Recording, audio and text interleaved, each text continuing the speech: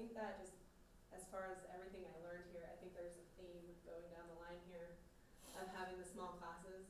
I majored in English as my undergrad, and just being able to sit in a classroom of, again, the maximum 15 people and just discuss literature that we were reading and have, listen to other people's points of view about it and ask questions about it and just have an open discussion about reading and what we were reading in classes was very helpful, and it's something that I do in my regular classroom. I teach 5th grade at Incline Elementary School now. And so I've just been able to learn or take everything that I've take everything that I learned here in the classroom setting and apply it to my current 5th grade classroom. And, being able to go to the teaching program straight from getting my undergrad was also great, and the teaching program prepared me for teaching where I am now at Incline with a class of 24 students, and my first 2 years in Reno in an area where I have 35 students and 100% poverty and 90% English language learners. So the fact that SNC was able to prepare me for that was great, because it was a lot different coming from the small, cozy confines of this school. And yeah, I'm just really grateful for everything that SNC gave me. Great. Thank you. And now we have Daniel Zhu. Hi, I'm Daniel. I graduated in 2007. I came to SNC because I was actually part of a Marine Corps Officer Candidate School program, and so I was enlisted and I needed to go to school, get a BA in order to complete that program. And so at the time, I was looking into a few different schools in the area, in California primarily, but the timing didn't work out, and SNC at that time was basically the perfect solution for that. And I came out here and I really enjoyed it. I think a lot of people have mentioned about small classes, the individual attention you get from professors. For me personally, there were two professors really made an impact in my life. One was Dr. Brown, who's no longer teaching here. Another one, Dr. Ratliff, but actually recently he passed away, unfortunately. But these two professors really widened my horizons and really, helped me not to be distracted by the beauty that's around us, even though we all love Lake Tahoe, but the world is not here. The world is out there. The real world is very different. And so they brought in, years of experience working all around the world. And I think there was a conference at one time. Dr. Brown invited a few Cubans, during the conflict with Cuba, and they came out here. They spoke, and all of the students got to interact with them on a personal level. And General Delpino in particular, I was really impressed, and I was just struck by, just that opportunity to be able to do that. Whereas if you go to another major university in California elsewhere, you're probably not going to have that one-to-one interaction.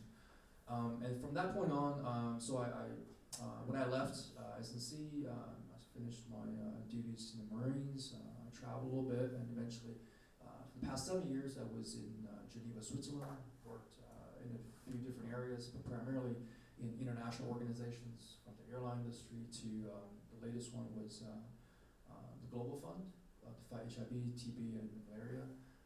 But the last assignment that brought me back to the U.S. was working with a Swiss humanitarian nonprofit called MedAir.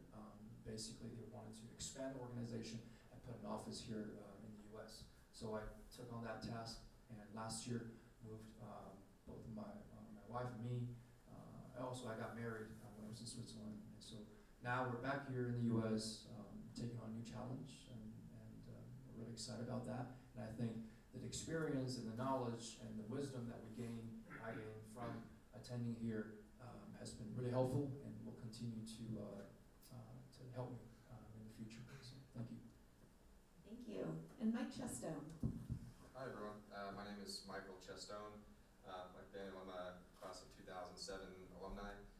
I was in the entrepreneurship program. It's a minor in international business.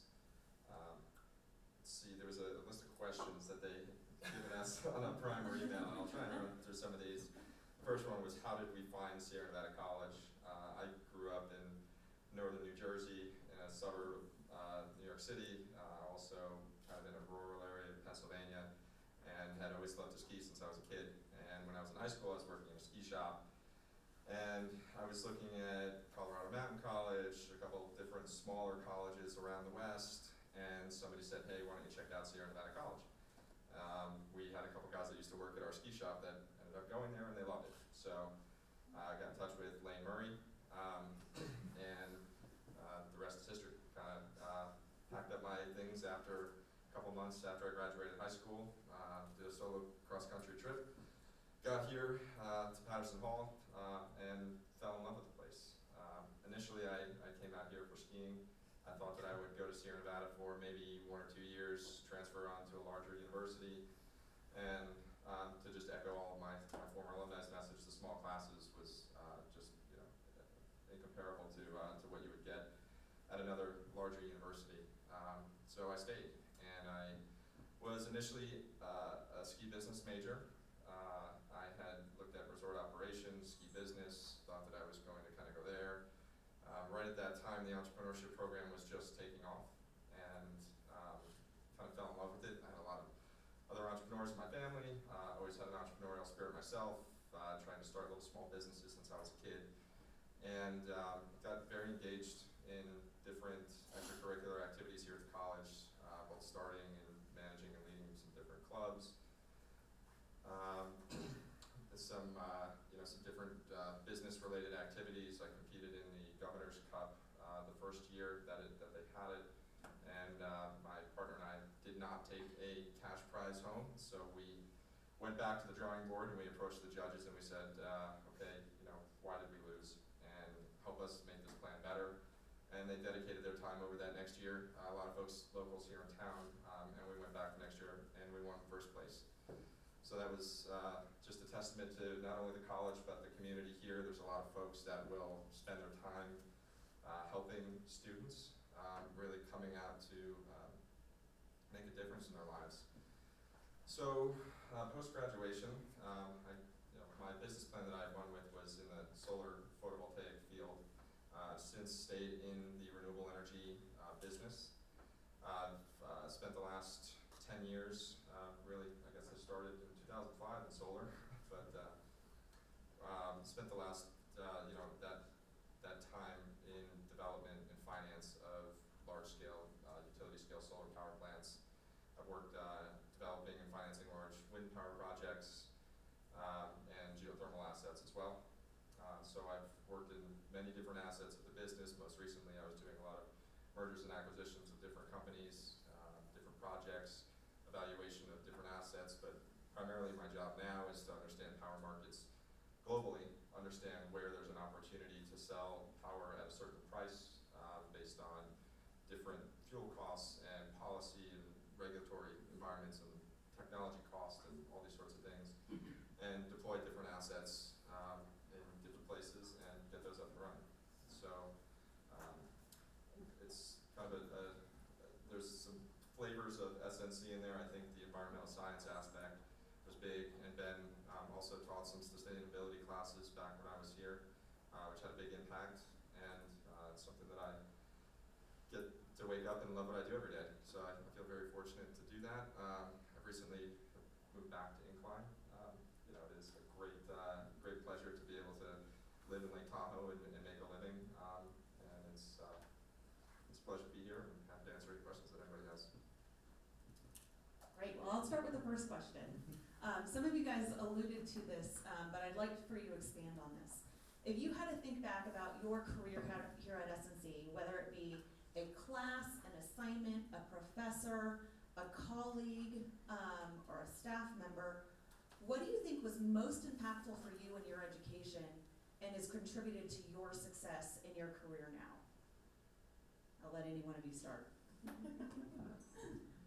Sure, I mean, I can take that. There was a couple of professors here during the business program, Dr. K.T. Mehta and Dr. Peter Hackberg, that were both here. Both had very different styles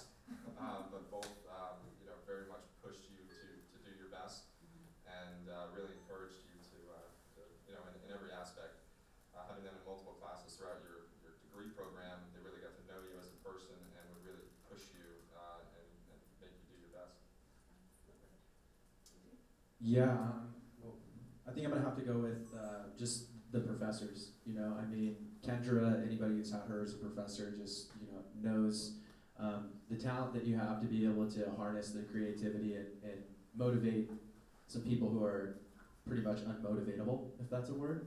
But Kendra is a huge one, and then also I had two other professors, Rick Normington, one of the most selfless human beings I've ever met, and just someone who's absolutely dedicated to the future of the students and the education, and you know, just in the face of adversity is just an amazing human being and someone that motivates me to this day.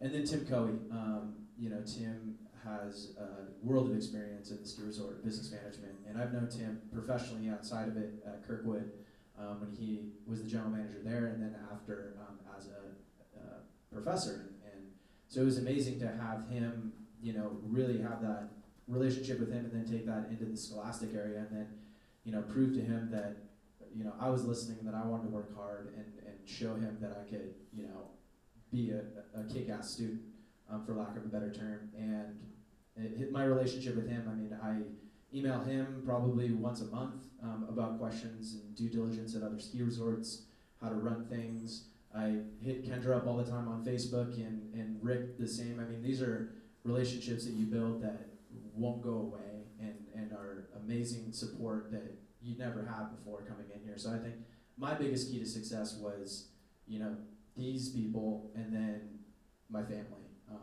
I think are the two biggest reasons. If I could have to point at just one faculty member, there were many that had some like huge impacts, but Tanya Canino definitely. She's the one who sort of made me realize that journalism was a career that, despite rapidly shrinking and despite, I think USA Today ranked it as like the lowest paying, highest stress position. But she really like imparted on me that like why it was worth it. She really like, she's very idealistic about the purpose of journalism and the importance of having a free press, and she really like had faith in me and encouraged me to take on challenges that I probably normally wouldn't have at that point in my life. She encouraged me to apply to be the managing editor of the newspaper, which was, you know, I'd never managed a staff, and all of a sudden I was in charge of 13 people that, like, you know, some of which were almost unmotivatable. But we got together and the paper came out. And then, you know, watching the way she navigated certain journalism ethics issues was just really inspiring to me. At the time, we had a president who had some of an